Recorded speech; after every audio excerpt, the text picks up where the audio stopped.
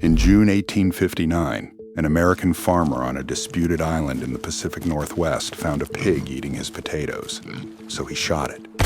The pig belonged to a British company. The British demanded compensation. American settlers demanded military protection. 42 days later, George Pickett landed with United States soldiers. Then British warships appeared offshore. Within weeks, hundreds of American troops, artillery, Royal Navy guns, and British forces were facing one another over an island neither country could prove it owned, and the only casualty was still the pig. But the pig war was not really a war caused by a pig. It was the moment an unresolved border, competing settlement, corporate interests, territorial ambition, local officials, and military commanders nearly turned ambiguous treaty language into an Anglo-American shooting war. The pig was the spark. The border was the bomb. And what happened after nobody pulled the trigger mattered far more than the animal that started the argument. Because San Juan Island would become part of a broader transformation in relations between the United States and Britain, from recurring territorial confrontation toward negotiation, compromise, and eventually arbitration. The pig did not create the crisis. It exposed it. 13 years earlier, the United States and Great Britain thought they had settled the Pacific Northwest. On June 15, 1846, the two countries signed the Oregon Treaty. For years, the vast Oregon country had been contested by both powers. American expansionists demanded territory reaching far north. Britain had commercial interests, settlements, transportation routes, and strategic reasons to preserve its position along the Pacific coast. The treaty appeared to settle the dangerous argument. The international boundary would follow the 49th parallel west. Then it would pass through the middle of the channel, separating the continent from Vancouver Island, and continue through the Strait of Juan de Fuca toward the Pacific. On a diplomat's desk, the language may have looked precise. On a map, it created a problem. There was more than one plausible channel. Haro Strait ran west of the San Juan Islands. Rosario Strait ran east. Follow Haro, and the islands fell on the American side of the border. Follow Rosario, and they fell on the British side. One phrase in one treaty had produced two different maps. And sitting between those competing interpretations was an archipelago positioned beside the sea routes between Vancouver Island, the Strait of Juan de Fuca, and Puget Sound. If you want more stories where one overlooked decision changes the America that comes afterward, subscribe to How America Became. Every episode explains how one America became another and how we still live with the consequences. Because by 1859, San Juan Island was already behaving like two countries at once. And neither country was arriving on empty land. Coast Salish peoples had lived throughout these islands and surrounding waters for thousands of years. The American-British boundary dispute imposed competing imperial claims over an indigenous landscape that neither empire had created. By the 1850s, the Hudson's Bay Company had established a substantial British commercial presence on San Juan Island. In 1853, it established Bellevue Sheep Farm. Within several years, the operation included more than 4,000 sheep, along with cattle, pigs, horses, cultivated land, buildings, and company employees. The farm made money. But on disputed territory, a working farm could do something else. It could create presence. Britain could point to British subjects living on the island, raising livestock, operating a business, and treating the territory as British. Then Americans began creating their own facts on the ground. Washington Territory asserted that the San Juan Islands belonged to the United States. American settlers crossed onto the island and established claims. By the spring of 1859, at least 18 American settlers had placed themselves on land the Hudson's Bay Company considered part of its holdings. The Americans believed they were homesteading on American soil. British authorities viewed many of them as trespassers. The Hudson's Bay Company had farms. American settlers had land claims. Washington Territory asserted sovereignty. Britain maintained its own claim. Both countries cared about the strategically valuable waterways surrounding the islands, and nobody had settled which country's law actually applied. So by the time one pig wandered through one fence, San Juan was already loaded with property conflict, competing governments, settlement pressure, national rivalry, and an unfinished border. The pig walked into a potato patch already sitting on top of an international dispute.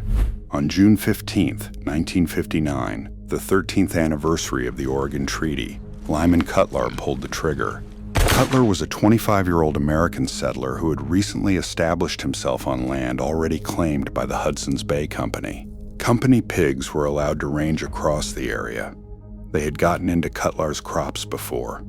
That morning, he found one rooting through his potatoes again. He became angry. He shot it. Almost immediately, an ordinary problem followed. He had killed somebody else's animal. Compensation was due. Cutler went to Charles Griffin, manager of Bellevue Sheep Farm, and offered payment. Cutler valued the animal at less than $10. Griffin demanded $100. The difference sounds almost funny now. It stopped being funny once both men explained what they believed. Cutler believed Griffin's pig had trespassed onto American property. Griffin believed Cutler himself was trespassing on British property. Suddenly, the real argument was not the price of a pig. It was jurisdiction. If Cutler had committed an offense, whose law had he violated? Who had the authority to arrest him? Who had the legal right to decide whether his farm belonged there at all? British authorities threatened Cutler with arrest and challenged the presence of the other American settlers. The Americans responded by demanding military protection. A dead pig had exposed the question diplomats had left unanswered for 13 years. Whose law applies here? And when the settlers asked the United States Army to answer that question, a disagreement worth less than $100 became an international military problem. 42 days after the pig was shot, George Pickett landed on San Juan Island with 64 American soldiers. Yes, that George Pickett. 4 years before Gettysburg made his name famous, Captain George E. Pickett was still an officer in the United States Army serving on the Pacific frontier. His orders came from Brigadier General William Harney, commander of the Department of Oregon. Harney had taken an aggressive position toward the British claim. When American settlers complained that British authorities were threatening their rights, Harney decided American troops should protect them. On July 27, Pickett and 64 men from the 9th U.S. Infantry came ashore. Think about what had just happened. The United States had not declared war. Britain had not invaded the United States. Congress had not voted to seize San Juan Island. Washington and London had not agreed which country owned it.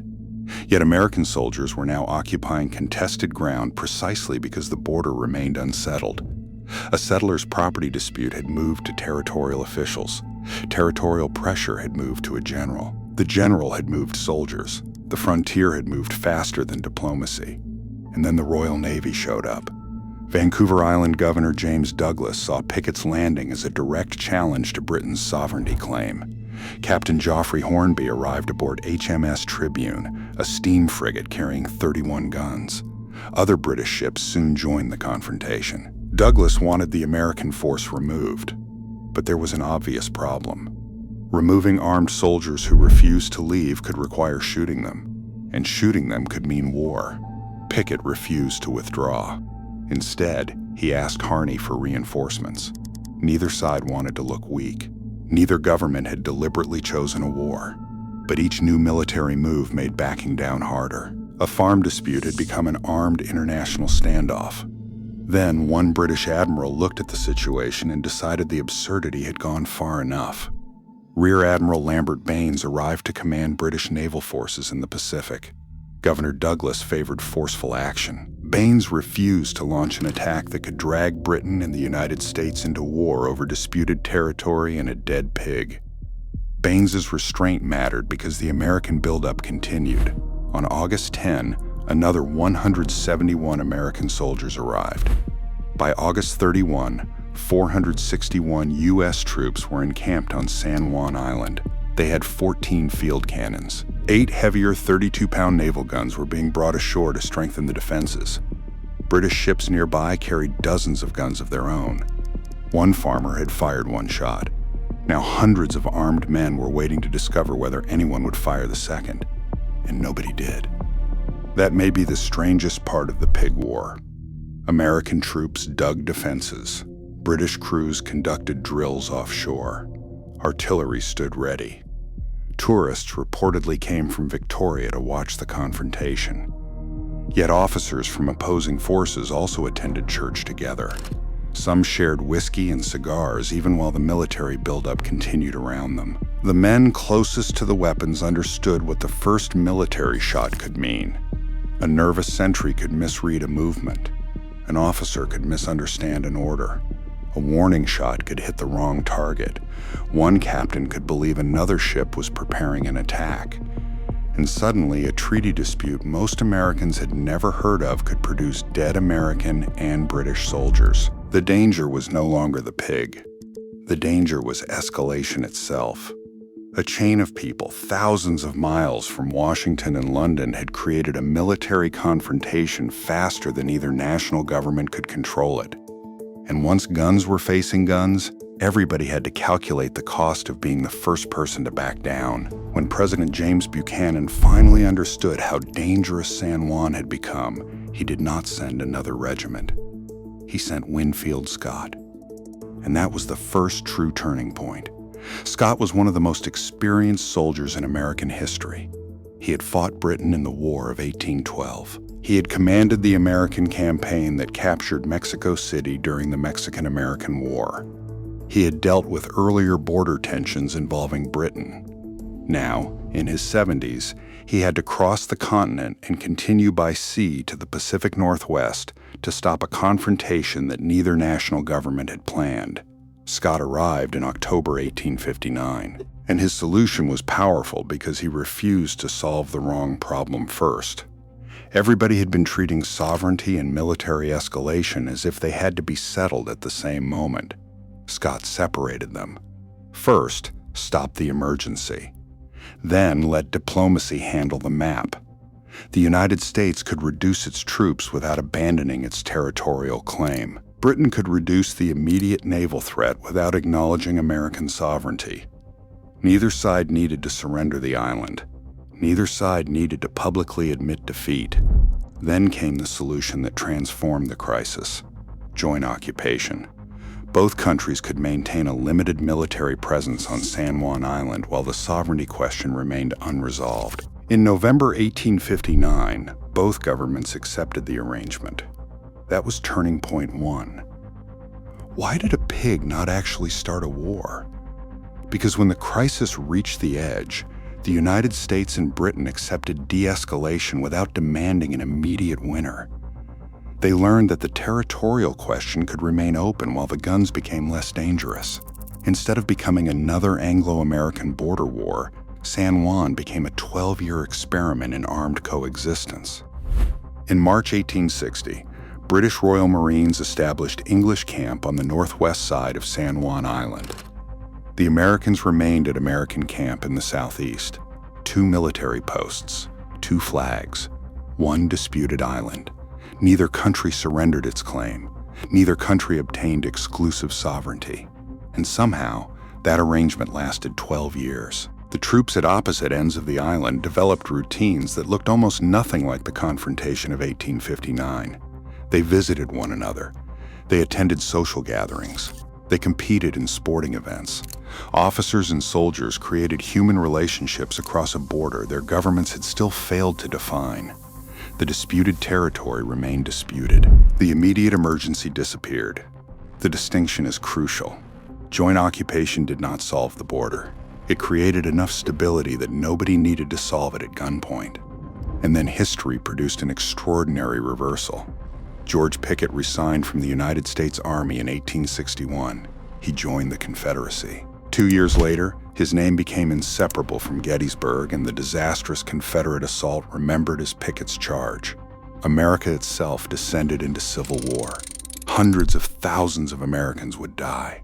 Yet on tiny San Juan Island, United States soldiers and British Royal Marines continued occupying opposite ends of disputed territory without going to war with one another. The officer who had helped escalate an American-British confrontation was now fighting against the United States. San Juan remained peaceful. The contrast tells us something important. Peace on San Juan was not inevitable. It had been constructed. Commanders had exercised restraint. Governments had reduced forces. Both nations had accepted a temporary arrangement that allowed them to disagree without requiring immediate victory. But joint occupation had solved only one problem. It answered, how do we stop a war? It did not answer, who gets the islands? For 12 years, nobody could give a final answer. The Americans stayed. The British stayed. The flag stayed. And the border remained unfinished. Then came Turning Point 2. In 1971, the United States and Great Britain signed the Treaty of Washington. The treaty addressed several major disputes that still complicated relations between the two countries. One involved claims against Britain connected to Confederate warships built in British ports during the American Civil War. The larger dispute would produce the famous Alabama Claims Arbitration. San Juan was a smaller question. But the method now being used to answer it revealed how much the relationship had changed since 1859. Britain still maintained that the Oregon Treaty's boundary should run through Rosario Strait. The United States still insisted on Harrow Strait. Neither government had changed its fundamental claim. But this time, nobody sent hundreds of soldiers to prove it. The two governments agreed to place the question before a neutral arbitrator, German Emperor Wilhelm I. Think about how extraordinary that is. An argument over whether islands beside Washington Territory belonged to Britain or the United States would ultimately be decided with the help of a German emperor thousands of miles away. But the most important part was not who the arbitrator was. It was what Britain and the United States agreed to before he decided. His ruling would be final. No appeal. No military fallback if the result went against them. No returning to San Juan with more artillery because one government disliked the answer. Both sides would submit their arguments. Maps, treaty language, geography, historical evidence. Then an outside process would determine which interpretation of the 1846 treaty was stronger. That was Turning Point 2. Turning Point 1 had answered, how do we stop a war? Turning Point 2 would answer, who gets the islands? The United States argued that Harrow Strait best matched the treaty. Britain argued for Rosario Strait. German experts reviewed the competing cases. Then, on October 21, 1872, the decision came. The American interpretation prevailed. Harrow Strait would become the international boundary. The San Juan Islands would fall on the American side. Britain accepted the decision. The Royal Marines withdrew from English camp the following month. A boundary that diplomats had failed to define clearly in 1846 was finally settled 26 years later. And here is what the quirky version of the Pig War usually misses. The Pig did not win San Juan Island for America. George Pickett did not win it. William Harney did not win it. 461 U.S. soldiers did not win it. The 14 field cannons did not win it. British warships did not lose it. Military possession did not determine the boundary. A negotiated agreement to accept arbitration did. That does not mean the Pig War invented international arbitration. It did not. Britain and the United States had already found peaceful ways to resolve serious disagreements. And the much larger Alabama claims process connected to the Treaty of Washington became an especially important example of international arbitration. America and Britain had spent decades confronting each other over North American territory. By 1872, they were letting an outsider settle this argument instead. For much of the early 19th century, Britain and the United States repeatedly confronted one another over territory in North America. They had fought the War of 1812. They had disputed the Maine boundary. They had argued bitterly over Oregon. They had competed across the Pacific Northwest. And in 1859, armed American and British forces once again faced one another over contested territory. National rivalry did not suddenly disappear after San Juan. Strategic interests did not disappear. Distrust did not disappear. The thing that changed was the growing ability to manage those disagreements through other mechanisms. Negotiation, temporary compromise, joint commissions, joint occupation, arbitration. Ways to disagree without making war the automatic next step. That is the stronger meaning of the Pig War. Not that one dead animal magically transformed American foreign policy. but that an absurd local incident revealed a relationship already beginning to change. In 1859, local escalation nearly allowed guns to decide an unfinished border. By 1872, the same two governments had created a process where maps, treaty language, and outside arbitration would decide it instead. If this story changed how you think about the Pig War, hit like, share it with someone who thinks history is only dates and battles, and tell me in the comments which decision mattered more. Scott's choice to de-escalate in 1859, or the decision to accept arbitration in 1872, because both decisions were necessary. Without Scott, there might not have been 12 peaceful years available for diplomacy. Without arbitration, joint occupation could have remained an unresolved military arrangement for years longer. The first decision stopped the shooting before it started. The second finished the map. Today, Harrow Strait forms part of the international boundary between Washington State and British Columbia. San Juan Island belongs to the United States. American camp and English camp remain preserved on opposite ends of the island. Two military sites, two former national claims, one island that once contained both at the same time. They survive as evidence of a moment when two major powers came remarkably close to allowing local escalation to determine an international border. The Pig War was not really a war caused by a pig. It was the moment an unfinished border collided with settlement, corporate power, territorial ambition, competing governments, and military escalation. The pig simply exposed what had been waiting underneath. A farmer fired the first shot of the story. American troops arrived. British warships answered. Hundreds of armed men prepared for the possibility of combat. Then history turned in the opposite direction. Nobody fired. Winfield Scott created space for coexistence. For 12 years, two nations shared the island they both claimed. Then those governments accepted an outside judgment and agreed to live with the result. That is the transformation. The conflict did not disappear. The mechanism for resolving it changed. The modern Pacific Northwest border was not finished by the country with the biggest gun. It was finished by a boundary chosen through arbitration after both sides had already proved they could step away from war. One pig died. Two armed powers stood down.